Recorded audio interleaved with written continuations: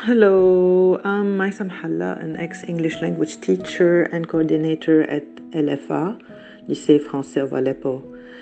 I'm 60 years young or old, as you wish. I left Aleppo in June 2012 after an ugly incident that happened with my husband and I, which was a clear indication of where the country was heading to. So, yes, we knew we were going to leave, we just didn't know that it was at that particular point. A couple of days after this incident, I left via Aleppo airport before it actually closed. And on the way to the airport, we were told by the taxi driver to put saucepans on our heads as helmets to protect us from snipers who were positioned and hiding along that way. So this brought back very painful and scary childhood memories of me escaping a conflict area in Lebanon, because I grew up in Lebanon really, though I was born in Syria. And on that particular day, I remember we had to duck inside the car, also scared of snipers, in order to be able to cross from one area to another in Beirut. I always prayed that my two girls would not live in a war zone or go through the fear that I had to go through as a child in Lebanon, but it seems like they had to experience it themselves and in a different neighboring country. It's very painful to see your kids going through something so hard, because as a parent you try to protect them as much as possible, but it's the destiny of the people in this region of the world, maybe. Okay, so fleeing to Lebanon seemed to be the most obvious and first choice for us.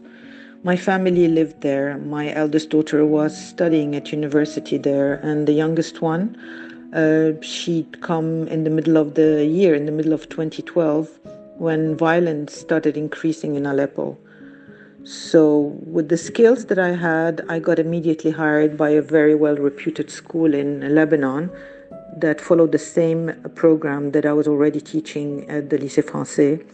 They followed the French baccalaureate program. So being also a Lebanese has made acquiring a job and carrying on with life slightly easier than other colleagues. And it's the first time in my life that I thank God that I have this Lebanese nationality that nobody wants right now. But it did help me at the time, and it was something that I'm proud of, and I'm proud of both my nationalities, really, the Syrian and the Lebanese.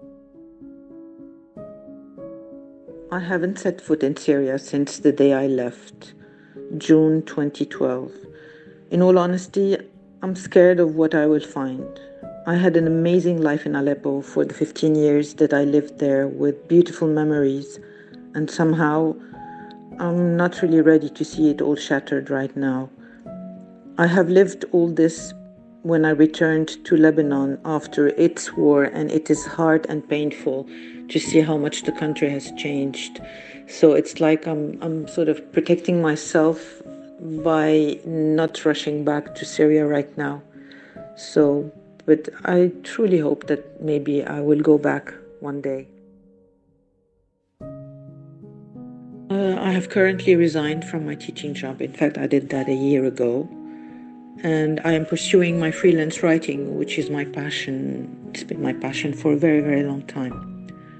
Maybe I will write about all my experiences in this part of the world someday. I don't know. That's what my British friends keep telling me to do.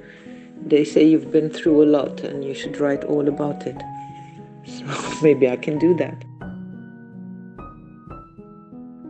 Well, if I were to summarize Syria in one word, I would say the land of plenty. It's a very generous country. It was a very generous country to me, really, when I was there. I miss everything about it. It's excellent food, its unique social life. I especially miss springtime in Syria. Spring there is like no other place on earth. The picnics, the outdoor activities, and that's when you discover the beauty of this country. It's springtime. So, yeah, maybe I'll go there, but I do love Syria, and I'm very, very sad that all this has happened to it.